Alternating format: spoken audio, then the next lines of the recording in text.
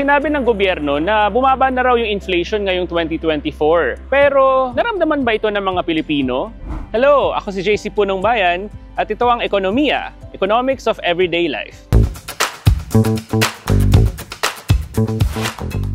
Tanungin natin yung mga tao dito sa UP Diliman para malaman kung sumaya ba yung buhay nila dahil bumaba na yung inflation. Ano yung mga napansin mo na nagmahal yung mga presyo sa nakalipas na mga buwan o taon?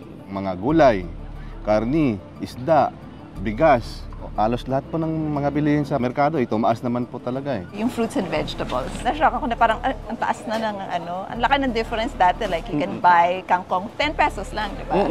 Tapos ngayon, times 2 na. Dobling paghihigpit na lang talaga ng sinturon para maipakasya po yung sinasahod namin. Lahat naman magtaasan pero yung sahod naman hindi naman tumataas. Paano kayo nag-cope dun sa biglang pagtaas ng presyo? Number one is I look at where it's cheaper. Sometimes dito sa supermarket na to, mas mura ito. May mga choices ako of where to buy things. Yeah. I buy my vegetable depending on the price. I see. Kasi minsan bigla ka na naman shock. Isang cabbage, 150 pesos. Oh, diba? wow.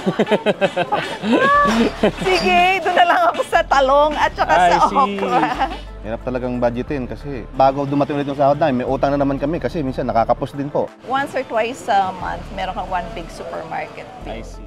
So yung inflation kasi ay sumusukat kung gaano kabilis yung pagtaas ng presyo ng mga bilihin. So kapag sinabi na bumaba yung inflation, hindi ibig sabihin na bumababa na rin yung mga presyo, bumagal lang yung pagtaas ng presyo ng mga bilihin. Kaya naman marami sa nakausap natin ay hindi pa rin masaya kahit na bumaba na yung inflation. Dahil kahit mababa na yung inflation ay mahal pa rin yung mga bilihin. Kaya naman yung iba ay ina-adjust nila yung kanilang diet o di kaya ay nanghihiram ng extra na pera mula sa mga kapamilya at kaibigan para lang makakope dun sa sobrang pagtaas ng presyo ng mga bilihin. Pero kung susuriin mo yung datos, actually kalahati ng inflation ay dahil sa bigas. So kung naagapan lang sana yung supply ng bigas, edi sana mas maayos yung presyo ng mga bilihin ngayon at hindi sila kasing taas. At yan ang impact sa everyday life ng ekonomiya. Ako si JC Punong Bayan. Till next time! Ituloy po natin ang usapan sa Money Chat Room ng Rappler Communities app. Libre ang app sa iOS at Android users.